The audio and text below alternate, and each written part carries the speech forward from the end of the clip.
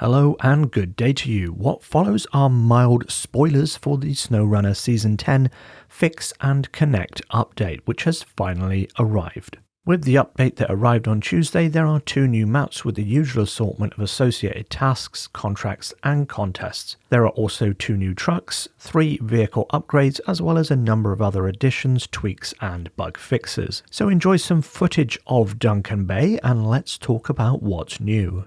The new SnowRunner Season 10 Fix and Connect update brings a new Canadian region, which is British Columbia. There are 2 new maps, Duncan Bay and North Peak National Park, both of which are summer-themed maps. The backstory for these maps is a huge flood which has disturbed the region and changed the plans of local residents and industries alike. It is your task to help rebuild the area, reopen routes, rebuild bridges, and get the electricity back up and running.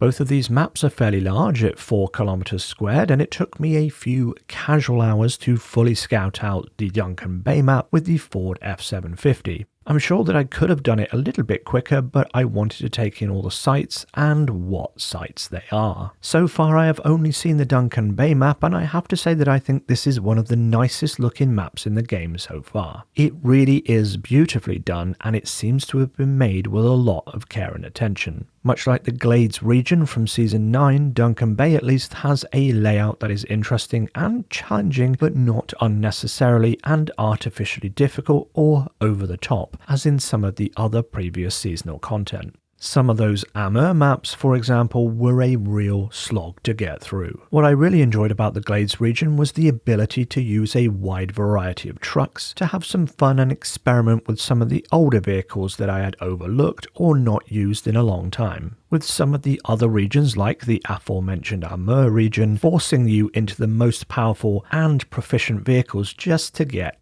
anything done, the change of pace for the Glades region was most welcome. Apart from the farming, of course, because that got old really quickly. From what I've seen of British Columbia so far, this is looking like more of the same well-balanced difficulty that will allow the use of a wide range of vehicles and a good mix of terrain, from super easy paved areas to more difficult muddy or boggy sections. There's a little bit of everything here. So this is the perfect excuse to dust off some of the older trucks for a bit of fun. I'll probably spend a good bit of time with the White Western Star on these maps, and spoiler alert, you can find one lurking somewhere in Duncan Bay. Duncan Bay has a summer off-season ski resort theme where all of the snow has melted away, leaving ski lifts up a grassy hilltop. The map is split down the middle by a body of water with limited options for crossing, that is until you get the vehicle ferry operational. And that's the first time we've seen anything like a vehicle ferry in any SnowRunner maps, and it remains to be seen just how useful this vehicle ferry is, especially considering you can drive pretty easily across this water with most of the trucks in the game. Also arriving with the Season 10 Fix and Connect update are 2 new vehicles. The off-road class Mack Defense M917A3, which I've not yet found, and the heavy Kenworth 963, which you should be able to find and unlock whilst you scout out Duncan Bay. The Kenworth 963 is a very large, very heavy and rather slow truck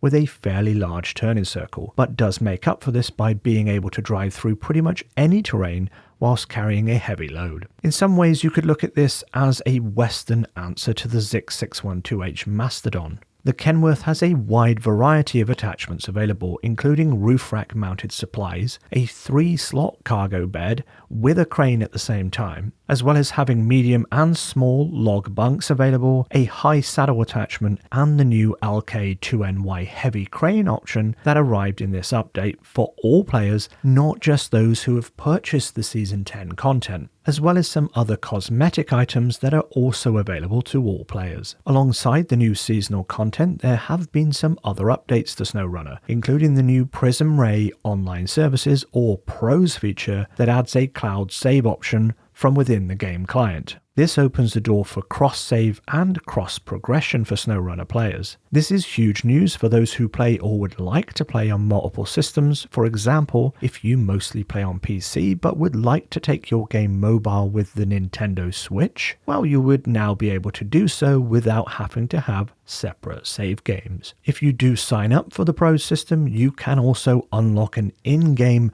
Ice Age Trucker Award featuring a horned hood ornament which is available for all trucks, as well as a mammoth-themed skin for the Fleetstar F2070A, which will give you an excuse to break out that truck for a few tasks here in British Columbia.